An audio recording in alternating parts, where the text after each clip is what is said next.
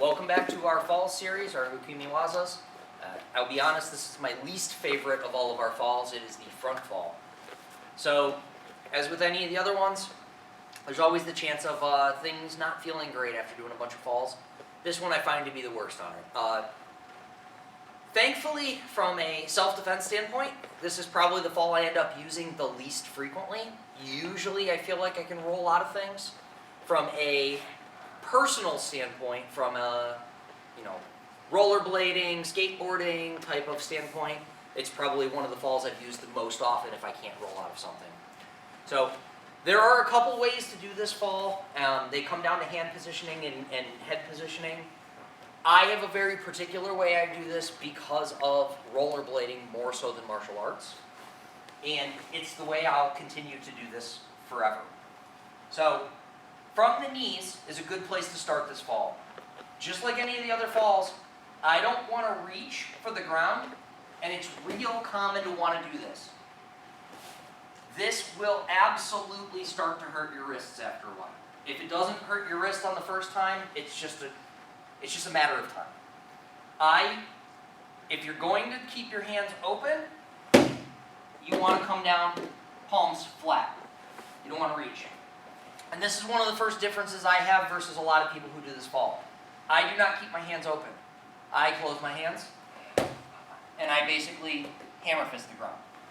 And the reason I do that is because I have a very, very bad habit of reaching for the ground, whether I want to or not, and to just get away from it, I just close my hands and I can't do it. I will not punch the ground on the way down, so I found that works for me, not saying everybody needs to do it.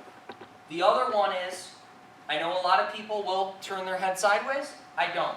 I like to see where I'm going to land, and this comes from not martial arts. This comes from skating. This comes from landing near curbs and wanting to know if I wasn't on a level surface or if I was going to hit my head and needed to take something on the shoulder instead. So I tend to recommend if you're on a mat or you're just doing this for martial arts, looking away is a good idea because you don't end up smashing your face in the ground at all. So my little disclaimers on this. Now for the actual fall, what I'm looking to do, I'm looking to pull my arms in, whether I'm flat or my hands, I'm looking to pull my arms in. I personally like to keep a little bit of a V so that I can let my arms slide out so that I don't just have to take all of the force back through my shoulders. Again, personal preference. First step is just let yourself fall forward and come down. What I prefer off of this though is you push. I'm on active toes. I'm going to push my way forward a little bit and pop up so that I get more used to where I'm actually going to land this. Because when I actually fall, I'm not going to get to just go straight down. I'm going to want to go forward a little bit so I can keep myself up here. Now, like I said, you'll see me. I'll always look down, just about always. If you want to look to the side, that's fine too. But I'm looking for this kind of a position, whether I'm here or on my hands. I don't really have a crouching version of this. I basically go from the knees all the way up to standing, and this is the first of the falls videos where not only will I recommend being on a mat, but I also recommend having a crash pad or another mat in front of you. Really, as you're learning how to do it, and possibly even for longer. I do not like this fall. It doesn't feel good no matter how I look at it. But from here, I'm going to look to propel myself forward a little bit, and I'm going to brace. So, a couple ways I can do this. I can either try to just fall straight forward, and at the point that my leg wants to catch me, I go, no. And you can see, that is not the way I like doing it. You can see even with that, I try to reach, which is again why I put my hands out, because I don't want to reach. My natural reaction should always be to come back in. That's just falling and catching. Sometimes it's a little bit easier to give yourself a little bit of a crouch and kind of jump into this. Now, little details.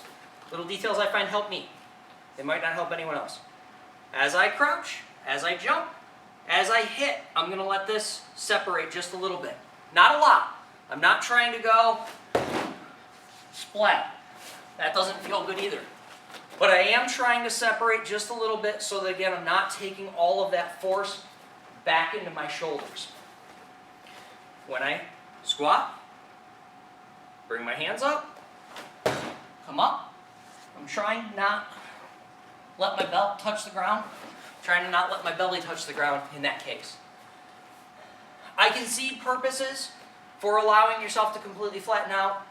I can see purposes for a whole lot of things. I think this, of any of the falls, from my perspective, of any of the falls that has a little bit more debate to what's the proper way, I think the front fall is. But this is my way to do it. This is the way that stuff worked pretty well for me for years. My preference is always going to be roll out of it. I don't want to front fall if I don't have to. It's a little bit rougher of a fall. But from here, we're thinking squat down in, bring the guards up. We're still tightening the neck on this. We're not tucking the chin per se. I'm not, but I am tightening the neck. And I'm going to give a little bit of a hop forward and land up off the ground.